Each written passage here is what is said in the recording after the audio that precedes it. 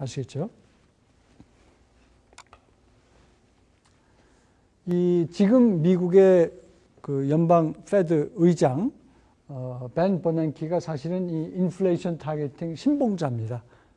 그래서 뭐 미국도 인플레이션 타겟팅을 하고 있습니다만 과거에는 아주 열렬한 신봉자였고 지금은 조금 그거보다는 신중한 모습을 보이고 있다는 얘기고요. 그 다음엔 요건 조금 이제 더 좀 깊이 들어간 얘기인데, 그러면 이제 인플레이션 타겟팅을 하는데, 인플레이션 타겟팅이 뭐라고요? 물가 안정을 도모하기 위해서 노미널 앵커로 우리나라 같은 경우엔 근원 인플레이션을 뭐 3 플러스 마이너스 1%로 금년 한 해 동안 운영을 하겠습니다 라고 발표를 하는데, 그렇게 노미널 앵커로 발표를 한 다음에 구체적으로 근원 인플레이션을 3 플러스 마이너스 1%로 가져가기 위한 정책 수단이 뭐냐? 미국의 경우는 페더럴 펀드 레이트를 1년에 8번 FOMC 미팅을 하면 그 페더럴 펀드 레이트를 뭐 0%로 유지를 하겠습니다.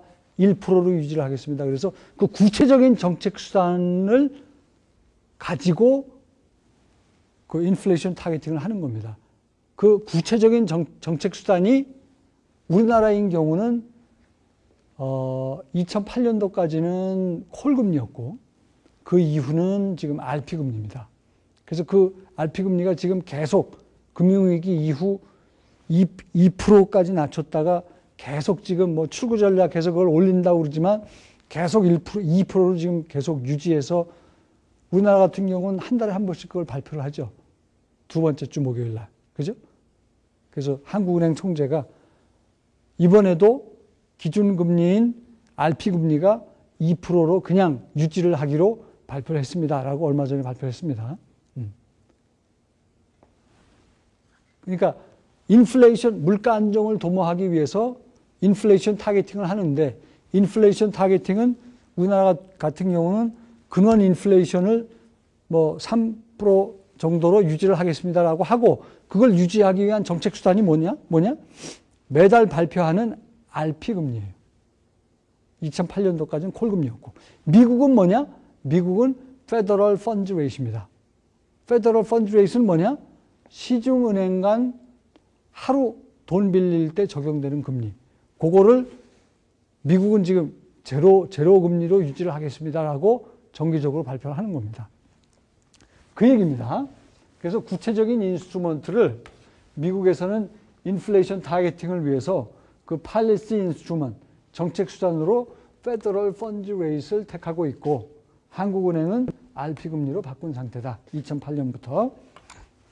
근데 이제 이론적으로는 이것까지 여러분이 뭐 아실 필요가 있을까 하는 생각도 드는데, 우리가 페더럴 펀드 마켓에서 이거 배우셨잖아요. 페더럴 펀드 마켓에서 페더럴 펀드 레이트이 이렇게 결정된다고 그랬죠. 수요 곡선이 이렇고 공급 곡선은 이렇게 생겨서 페더럴 펀드 레이트이 여기 만나는 점에서 결정이 된다고 배웠잖아요.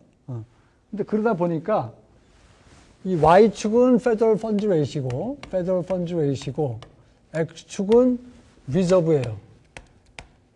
리저브. 그래서 사실 엄밀히 얘기하면 정책 수단이 리저브도 될 수 있고 페더럴 펀드 레이트도 될 수 있는 겁니다. 가격도 될 수 있고 수량도 될 수가 있어요. 둘 중에 왜 그러면 페더럴 펀드 레이트를 결정을 했느냐? 장점이 많기 때문에 그렇습니다. 뭐 이 좀 지엽적인 얘기이기 때문에 여기까지는 하여튼 뭐 알면 좋고 몰라도 괜찮습니다. 그런데 이런 장점 때문에 리저브를 컨트롤하기보다는 페더럴 펀드 레이트를 컨트롤한다. 우리나라 같은 경우는 RP금리를 컨트롤한다는 얘기입니다. 이렇게 하여튼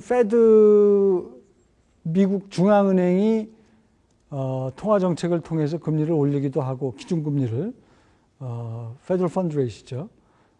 또 그러면서 통화량을 늘리고 줄였다 하는 게 중요하기 때문에 페드가 어떤 결정을 하느냐, 미국 중앙은행이 어떤 결정을 하느냐가 굉장히 중요하고, 그것이 금융기관의 이익과 손실에 결정적으로 영향을 미치기 때문에 미국 금융기관에서는 이렇게 페드가 무슨 일을 할지를 관찰하는 사람, 그게 바로 페드 워처입니다.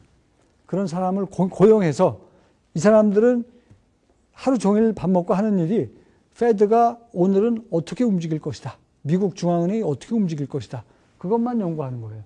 그래서 미국 중앙은행이 금리를 올릴 것이다, 내릴 것이다에 따라서 거기에 따르는 또는 또 그 중앙은행은 그 외국 돈을 샀다가 팔았다가 뭐 이런 역할도 합니다. 그 외국환 시장에서 시장 개입도 하기 때문에 이런 관찰을 하면서 금리가 오를지 떨어질지 또 환율이 오를지 떨어질지를 판단을 하는 거죠. 그래서 금융기관 입장에서 이게 중요하기 때문에 이런 페드 워처들을 고용을 해서 돈 주고 고용을 해서 씁니다. 전직 페드에서 근무했다 그러면 취직이 잘 되는 거죠. 금융기관에.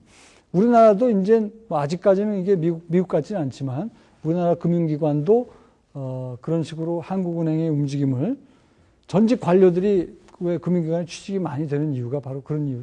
우리나라도 모피아라고 들어보셨죠? 전직 그 재무부, 그 관련되는 기획원, 이런 부서에 있던 사람들이 금융기관에서 일을 많이 하는 이유가 그런 어떤 아직까지도 우리나라가 그 금융에 관한 한 정부의 입김이 세기 때문에 그리고 또 우리나라는 한국은행이 외국처럼 그렇게 독립적이 아니기 때문에 그런 그 전직 관료들을 써서 금융기관들이 또 많이 그 정부가 어떻게 움직일지를 이렇게 미리 짐작하는 거랑 비슷한 원리가 되는 겁니다. 자, 여기까지 해서 8장이 끝났는데요.